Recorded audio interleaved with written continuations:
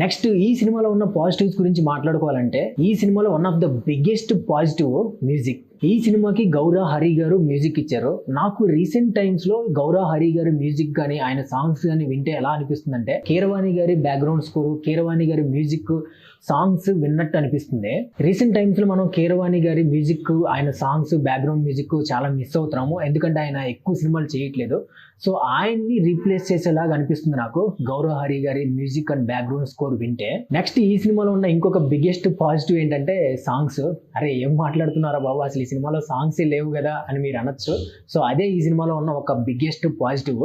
ఉన్న ఒకే ఒక్క సాంగ్ ఉంది, ఆల్రెడీ యూట్యూబ్ లో రిలీజ్ చేశారు. సో దాన్ని కూడా ఈ సినిమాలో తీసేశారు ఎడిటింగ్ లో. సో ఆ చాయిస్ నాకు చాలా పర్ఫెక్ట్ చాయిస్ అనిపించింది, ఎందుకంటే ఆ సాంగ్ ఈ సినిమాకి అవసరం లేదు. నెక్స్ట్ ఈ సినిమాకున్న ఇంకొక బిగ్గెస్ట్ పాజిటివ్ ఏంటంటే మంచు మనోజ్ గారు. ఈ సినిమానే మంచు మనోజ్ గారికి ఒక మంచి కంబ్యాక్.